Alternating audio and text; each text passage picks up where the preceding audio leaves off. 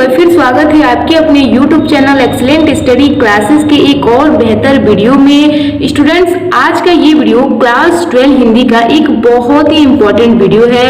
इस वीडियो में हम हिंदी व्याकरण के 5 टॉपिक को देखने वाले हैं। 5 टॉपिक को एक ही वीडियो में खत्म करेंगे। इसमें 5 टॉपिक में कौन कौन से टॉपिक होंगे, जैसे आपके मुहावरे एवं लोकोक्तियां, शब्द युग्म, शब्द अर्थ, अनेक शब्दों के लिए एक शब्द, वाक्य संशोधन। तो इन सभी टॉपिकों को आज हम पढ़ने वाले हैं, बहुत ज्यादा इंपॉर्टेंट है। उन सभी महत्वपूर्ण प्रश्नों को देखेंगे जो आपके बोर्ड एग्जाम 2024 के लिए मोस्ट इंपॉर्टेंट है। ठीक है, मोस्ट इंपॉर्टेंट यानी कि वीवीआई है। क्या है? वीवीआई है, वेरी इंपॉर्टेंट है। तो उन सभी महत्वपूर्ण प्रश्नों को लिया गया है जो आपके बोर्ड एग्जाम 2024 के लिए क्या है, वीवीआई है। ठीक है, ये 5 टॉपिक जो है आपके बोर्ड एग्जाम में 10 नंबर के पूछे जाते हैं, तो बहुत ज्यादा इंपॉर्टेंट होने वाला है आज का ये वीडियो। तो वीडियो को आपको ध्यान से देखना है, एक भी पॉइंट को मिस नहीं करना है, वीडियो को ध्यान से अंत तक देखना है, क्योंकि आज का ये वीडियो बहुत ज्यादा इंपॉर्टेंट है। बहुत सारे स्टूडेंट्स कमेंट कर रहे थे कि मैम हिंदी व्याकरण पर वीडियो बनाइए, हिंदी व्याकरण के सभी महत्वपूर्ण प्रश्नों को प्रोवाइड कीजिए। तो आज के इस वीडियो में हम सभी महत्वपूर्ण टॉपिकों को देखेंगे। ये 5 टॉपिक आज हम लोग पढ़ने वाले हैं, तो बहुत ज्यादा इंपॉर्टेंट है। तो वीडियो को बिल्कुल भी स्किप नहीं करना है, वीडियो को अंत तक देखना है। स्टूडेंट्स, अगर आप चैनल पर नए हैं तो चैनल को सब्सक्राइब करके बेल आइकन को प्रेस कर दीजिए। इससे आप ही का फायदा होगा, जैसे ही वीडियो अपलोड की जाएगी सबसे पहले आपके पास नोटिफिकेशन पहुंच पाएगी। तो चैनल को सब्सक्राइब करके बेल आइकन को प्रेस अवश्य कर लीजिएगा। तो चलिए हम वीडियो को स्टार्ट करते हैं। तो यहाँ पे आप देख सकते हैं सबसे पहला जो टॉपिक है आपका मुहावरे एवं लोकोक्तियां। इसका प्रश्न कैसे पूछा जाएगा, यहाँ पे ध्यान दीजिए। यहाँ पे आपको एक प्रश्न दे दिया जाएगा, ईद का चांद होना, सिर्फ यही दिया जाएगा आपको। उसका आपको अर्थ लिखना होगा और उसको आपको वाक्य में प्रयोग करना होगा। मैंने आपको पहले भी बता दिया है, आई होप आप सभी को पता भी होगा। तो देखिए इसमें कैसे लिखना है। देखिए, ईद का चांद होना, इसका अर्थ क्या होगा? ईद का चांद होने का अर्थ होता है अधिक दिनों में दिखाई देना, यानी कि बहुत दिनों बाद दिखाई देना। जैसे कि कोई मान लीजिए कोई आपका दोस्त हो, वो बहुत दिनों के बाद दिखाई दे, तो आप क्या कहेंगे? भाई तुम तो ईद के चांद हो गए हो, मतलब तुम तो दिखाई नहीं दे रहे हो, बहुत दिनों के बाद दिखाई दिए हो। ठीक है, तो इस तरीके से ये ईद का चांद होने का अर्थ है बहुत दिनों के बाद दिखाई देना, तो अधिक दिनों के बाद दिखाई देना। तो यहाँ पे हम लिखेंगे, ध्यान से समझिए, बहुत ही आसान है, आप लोग बहुत ही आसानी से इसे समझ सकते हैं। यहाँ पे हम लिखेंगे अधिक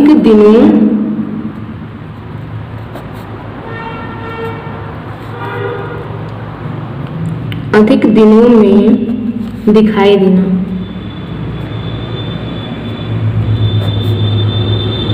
तो जो बहुत दिनों के बाद दिखाई देते हैं तो उसमें हम क्या कहते हैं? उन्हें हम कहते हैं ईद का चांद होना, यानी कि जो लोग बहुत दिनों के बाद दिखाई देते हैं, तो ईद का चांद होने का अर्थ क्या हो जाएगा? अधिक दिनों में दिखाई देना, यानी कि बहुत दिनों के बाद दिखाई देना। ठीक है, अब इसे हम वाक्य में कैसे प्रयोग करेंगे? ये जो लाइन है ना, इसे हमें वाक्य में प्रयोग करना है। तो कैसे वाक्य में प्रयोग करेंगे?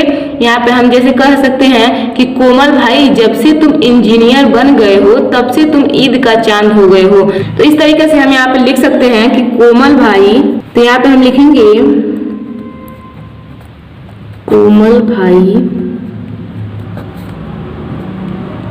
जब से तुम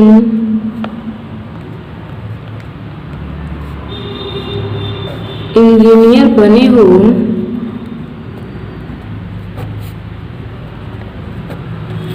तब से तुम ईद का चांद हो गए हो। क्या हो गए हो?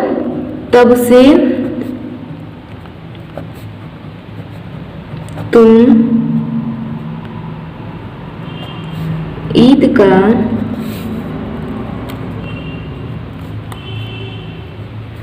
चांद हो गए हो। तो इस तरीके से हमें आप लिख देंगे। देख सकते हैं आप यहाँ पे ये लाइन जो है यहाँ पे ऐड हो चुकी है, ईद का चांद होना। ठीक है, तो इस तरीके से आपको प्रश्न दिए जाएंगे, उसका आपको अर्थ लिखना होगा, उसके बाद उसको वाक्य में प्रयोग करना होगा। बहुत ही सिंपल है। ठीक है, चलिए ऐसा ही अगला प्रश्न देखते हैं। अगला प्रश्न है, जैसी करनी वैसी भरनी, इसका अर्थ क्या होगा? बुरे काम का बुरा नतीजा, यानी कि जैसा आप कर्म करेंगे वैसा ही तो आपको फल मिलेगा। तो यहाँ पे कहा जा रहा है जैसी करनी वैसी भरनी, इसका अर्थ क्या है? इसका अर्थ हो जाएगा बुरे काम का बुरा नतीजा, यानी कि आप अच्छा कर्म करेंगे तो आपको अच्छा फल मिलेगा, बुरा कर्म करेंगे तो आपको बुरा फल मिलेगा। ठीक है, तो सब कुछ आपके कर्मों पर ही निर्भर होता है। तो यहाँ पे हम लिखेंगे बुरे काम का बुरा नतीजा। जैसे आप लोग हिंदी में 95+ लाना चाहते हैं, तो अगर आप अच्छे से पढ़ाई करेंगे तो आप अच्छे नंबर ला पाएंगे अपने बोर्ड एग्जाम में। ठीक है, तो यहाँ पे हम लिखेंगे बुरे काम का बुरा नतीजा। इस तरीके से हम इसका अर्थ लिख देंगे, बुरे काम का बुरा नतीजा। तो इस तरीके से इसको हम लिख सकते हैं। उसके बाद इसको हम वाक्य में कैसे प्रयोग करेंगे, इसको वाक्य में कैसे प्रयोग करेंगे ध्यान से समझिए। जैसे हम कह सकते हैं, यदि आप अच्छा काम करेंगे तो आपको अच्छा फल मिलेगा, और यदि आप बुरा काम करेंगे तो आपको बुरा फल मिलेगा। सही कहा है किसी ने, जैसी करनी वैसी भरनी। आप लोग ये कहावत जरूर सुने होंगे अपने बुजुर्गों से, अपने भाई बहनों से। तो यहाँ पे हम लिखेंगे, यदि आप अच्छा काम करेंगे, यदि आप अच्छा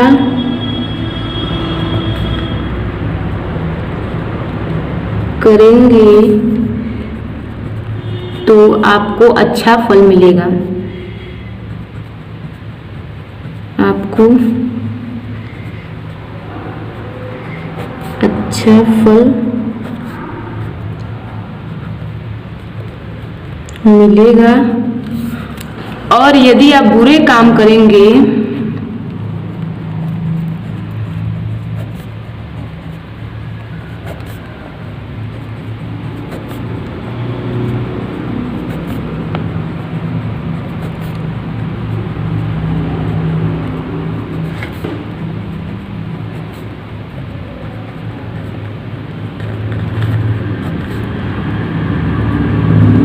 तो आपको बुरा फल मिलेगा। क्या मिलेगा? बुरा फल मिलेगा। तो भैया जैसा कर्म करेंगे वैसा ही तो फल मिलेगा। सही ही कहा है, सही ही कहा गया है कि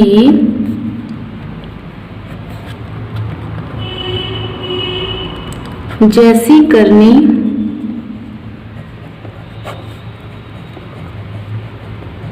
वैसी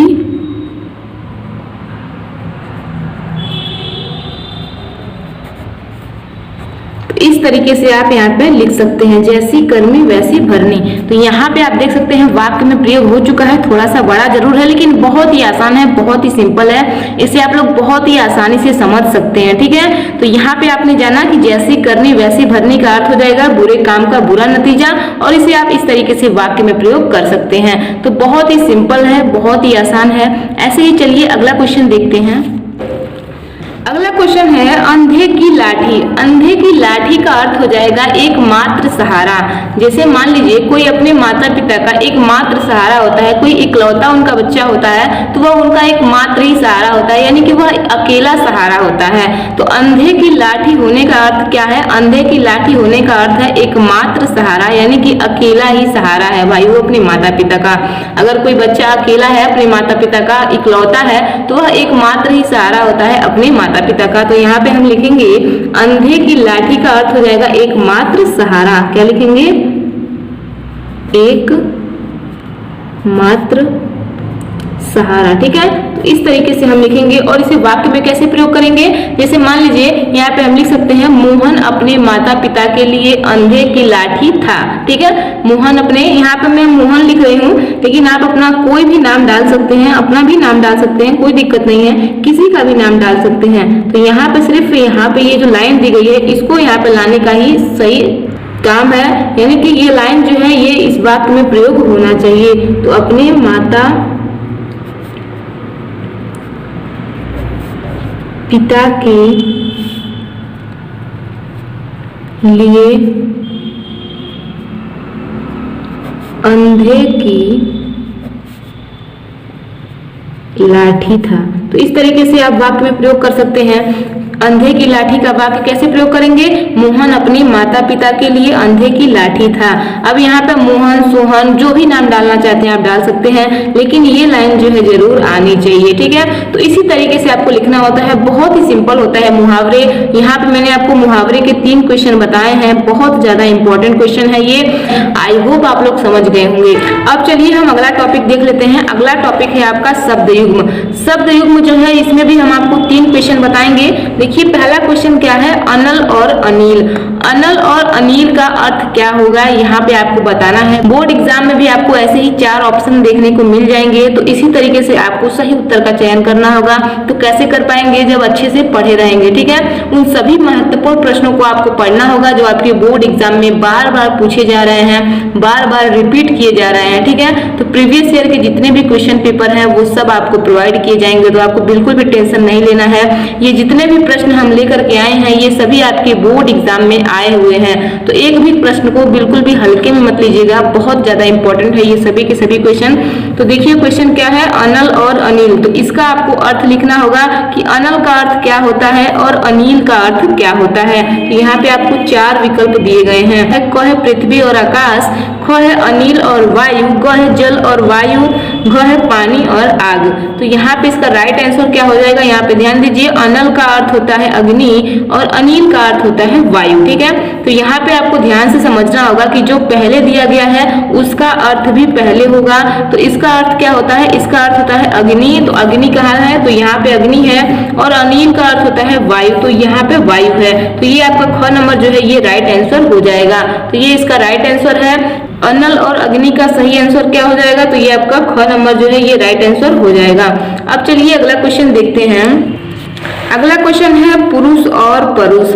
पुरुष और परुष का क्या अर्थ है? इसका राइट आंसर क्या हो जाएगा? ध्यान से समझिए। क है नर और नारी, ख है आदमी और फरसा, ग है पुरुष और पैसा, ग है आदमी और कठोर। तो यहाँ पे आपको 4 ऑप्शन दिए गए हैं, तो इसका राइट आंसर क्या हो जाएगा? यहाँ पे ध्यान दीजिए, पुरुष का अर्थ होता है आदमी और परुष का अर्थ होता है कठोर। तो यहाँ पे आप देख सकते हैं ये जो आपका घ नंबर है ये इसका राइट आंसर हो जाएगा। अब चलिए ऐसे ही अगला प्रश्न देखते हैं। अगला प्रश्न है पंथ और पथ। बहुत ही इंपॉर्टेंट क्वेश्चन है, पंथ और पथ। इसका राइट आंसर क्या हो जाएगा? यहाँ पे ध्यान से समझिए। घ है पथिक और रास्ता, ग है संप्रदाय और मार्ग, ग है चलना और बैठना, घ है मार्ग और कार्य। तो इसका राइट आंसर क्या हो जाएगा? ध्यान से समझिए। पंथ का मतलब होता है संप्रदाय और पथ का मतलब होता है मार्ग। बहुत लोगों से आप सुने भी होंगे कि अपने मार्ग पर चलते रहिए, यानी कि अपने पथ पर चलते रहिए, अपने पथ पर डटे रहिए। बहुत लोगों से आप सुने भी होंगे। तो इसका राइट आंसर हो जाएगा आपका ख, यानी कि संप्रदाय और मार्ग। पंथ मतलब होता है संप्रदाय और पथ मतलब होता है मार्ग। तो ये आपका राइट आंसर हो जाएगा। तो यहाँ पे मैंने आपको शब्द युग्म के 3 क्वेश्चन बताए हैं जो कि बहुत ज्यादा इंपॉर्टेंट है। ये आपके प्रीवियस ईयर क्वेश्चन में आए हुए हैं, तो सभी के सभी प्रश्न बहुत ज्यादा इंपॉर्टेंट है। अब चलिए अगला टॉपिक देख लेते हैं। अगला टॉपिक है आपका शब्द अर्थ। तो यहाँ पे आपको एक ही शब्द के 2 अर्थ लिखने होते हैं अपने बोर्ड एग्जाम में। तो कैसे लिखेंगे यहाँ पे ध्यान से समझिए। अंबर को हम और किन किन नामों से जानते हैं, इसको और क्या क्या हम कह सकते हैं? तो अंबर को हम आकाश कह सकते हैं। क्या लिखेंगे? यहाँ पे हम लिखेंगे आकाश। और किस नाम से जानते हैं? और वस्त्र के नाम से जानते हैं। तो ये आपका हो जाएगा वस्त्र, ठीक है। तो यहाँ पे अंबर को हम किन किन नामों से भाई पुकार सकते हैं? तो आकाश बता सकते हैं, अंबर बता सकते हैं, ठीक है। तो अंबर को इन नामों से भी हम जानते हैं, ध्यान रखिएगा। अगला क्वेश्चन देखिए, अगला है आपका कनक। तो कनक को और हम किन नामों से जानते हैं? तो यहाँ पे हम लिखेंगे सोना। क्या लिखेंगे? यहाँ पे हम लिखेंगे सोना। और क्या हो जाएगा? और गेहूं का आटा हो जाएगा, ठीक है। क्या हो जाएगा? गेहूं का आटा हो जाएगा। तो ये आपका हो जाएगा। और देखिए यहाँ पे लास्ट क्वेश्चन क्या है? नाग। नाग को हम और किन किन नामों से जानते हैं? जैसे आप जानते हैं सर्प, ठीक है। आप सभी को पता भी होगा कि हम नाग को किस नाम से जानते हैं? सर्प के नाम से जानते हैं। और किस नाम से जानते हैं? तो और नागेश्वर के नाम से जानते हैं। किस नाम से? नागेश्वर के नाम से जानते हैं। तो इस तरीके से हम यहाँ पर लिख सकते हैं। बहुत ही सिंपल होता है। आपको एक शब्द के 2 अर्थ लिखने होते हैं, ठीक है। तो 2 क्वेश्चन आपको करने होते हैं जिसके लिए आपको 2 नंबर दिए जाते हैं। तो यहाँ पे मैंने आपको 3 क्वेश्चन बताए हैं जो कि बहुत ज्यादा इंपॉर्टेंट है। तो आई होप आप लोगों को समझ में आ रहा होगा। अब चलिए ऐसे ही अगला टॉपिक देख लेते हैं। अगला टॉपिक यानी कि 4th नंबर है अनेक शब्दों के लिए एक शब्द। तो यहाँ पे आपको अनेक शब्दों के लिए एक शब्द लिखना होता है, यानी कि आपको कुछ वाक्य दे दिए रहेंगे, उसको आपको एक शब्द में लिखना होगा। तो यहाँ पे देखिए, यहाँ पे आपको एक वाक्य दिया गया है, यानी कि प्रश्न है जिसका कभी भी अंत ना हो, यानी कि जिसका कभी भी अंत ना हो उसे हम क्या कहेंगे? जिसका कभी भी अंत ना हो या फिर जिसका कहीं भी अंत ना हो उसे हम एक शब्द में क्या कहेंगे? तो उसे हम एक शब्द में अनंत कहेंगे। क्या कहेंगे? उसे हम अनंत कहेंगे।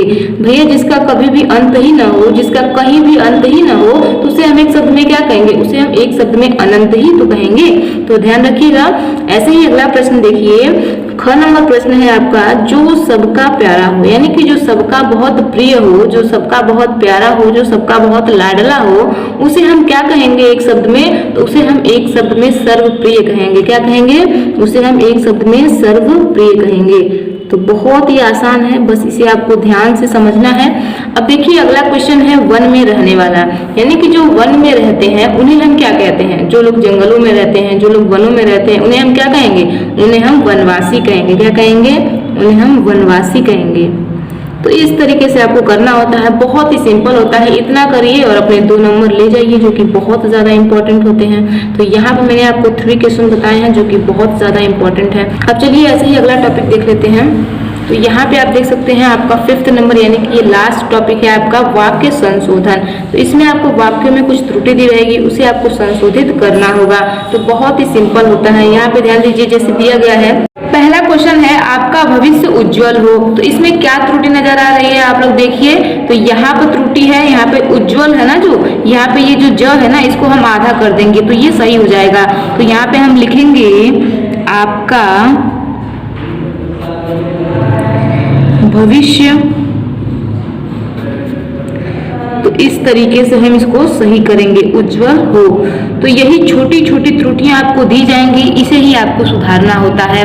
अब अगला प्रश्न देखिए, अगला क्वेश्चन है 2 2 4 होता है। तो इसे हम कैसे लिखेंगे? यहाँ पे ध्यान दीजिए, यहाँ पे हम लिखेंगे 2 और 2 4 होता है। ठीक है, तो इस तरीके से हमें इसे लिखना होता है। बहुत ही सिंपल होता है, बहुत ही आसान होता है। अगला क्वेश्चन देखिए, ये आपका लास्ट क्वेश्चन है, गौतम की पत्नी का नाम अहिल्या था। तो इसमें क्या त्रुटि है, यानी कि इसमें क्या गलती नजर आ रही है? तो यहाँ पे आप देखेंगे पत्नी का नाम अहिल्या था, तो यहाँ पे त्रुटि नजर आ रही है ना। तो इसे हम कैसे लिखेंगे? यहाँ पे ध्यान दीजिए, यहाँ पे हम लिखेंगे गौतम की पत्नी अहिल्या थी। तो कैसे लिखेंगे? यहाँ पे ध्यान दीजिए, गौतम की पत्नी अहिल्या थी। ठीक है, तो इस तरीके से हम यहाँ पे लिखेंगे। बहुत ही सिंपल है, बहुत ही आसान है। इसी तरीके से आप लिख सकते हैं। इसी को कहते हैं वाक्य संशोधन। वाक्य संशोधन के 3 क्वेश्चन मैंने आपको बताए हैं। स्टूडेंट्स, आप लोगों को पता होगा, जैसे कि आप लोग अगर आधार कार्ड वगैरह संशोधित कराए होंगे, अगर आप लोगों के पापा या फिर बड़े भैया लोग संशोधित कराए होंगे, उनसे पूछिएगा तो उसमें क्या होता है, आधार कार्ड संशोधन में उसमें कुछ त्रुटि रहता है, यानी कि उसमें कुछ जैसे कि डेट ऑफ बर्थ हो गया या फिर कुछ भी उसमें विलेज वगैरह नाम वगैरह कुछ उसमें त्रुटि रहता है, तो उसे हमें संशोधित करवाना पड़ता है। तो वैसे ही यहाँ पर भी है, इसमें वाक्य में आपको कुछ त्रुटि दी जाएगी, तो उसे हमें क्या करना है, उसे हमें संशोधित करना है, यानी उसे हमें सही करना है। ठीक है, तो वाक्य में कुछ गलती दी रहेगी, उसे आपको सही करना होगा, वही होता है वाक्य संशोधन। तो यहाँ पे आपके वाक्य संशोधन के 3 क्वेश्चन मैंने आपको बताए हैं। आपके बोर्ड एग्जाम में 2 नंबर के पूछे जाते हैं, तो बहुत ज्यादा इंपॉर्टेंट है। तो मैंने आपको यहाँ पे 5 टॉपिक बताए हैं, 5 टॉपिक के 3 क्वेश्चन बताए हैं मैंने। तो ऐसे मिलाकर के टोटल आपको मैंने 15 क्वेश्चन बता दिए हैं। ठीक है, तो 15 क्वेश्चन को मैंने बताया है जो कि बहुत ज्यादा इंपॉर्टेंट है, और वो भी 10 नंबर के हैं। ठीक है, तो ये 10 नंबर के क्वेश्चन है, बहुत ज्यादा इंपॉर्टेंट है। इसे आपको ऐसे ही हल्के में नहीं लेना है, इसे आपको एक नोट्स बना लेना है, उसमें लिख लेना है। ठीक है, जितने भी इंपॉर्टेंट क्वेश्चन होंगे, जितने भी वीवीआई क्वेश्चन है, उन सभी क्वेश्चन को आपको क्या करना है, एक नोट्स में लिखना है और उसे रिवाइज करते रहना है। ठीक है, रिवाइज करते रहेंगे तो जैसे पीछे की चीजें जो है वो आप लोग भूलेंगे नहीं, तो रिवाइज करना बहुत ज्यादा जरूरी है। तो इस तरीके से आप लोग अपनी स्टडी करके हिंदी में 100 में 95 प्लस अचीव कर सकते हैं। बहुत ही आसान आसान होता है स्टूडेंट्स, क्योंकि हिंदी एक स्कोरिंग सब्जेक्ट होता है। हिंदी में आप 95 प्लस अचीव बहुत ही आसानी से कर सकते हैं। बस आपको सभी इंपॉर्टेंट क्वेश्चन को पढ़ने होंगे, सभी इंपॉर्टेंट क्वेश्चन को तैयार करने होंगे। तो आपको सभी क्वेश्चन का एक नोट्स बनाना है, उनमें सभी वीवीआई क्वेश्चन को आपको नोट कर लेना है।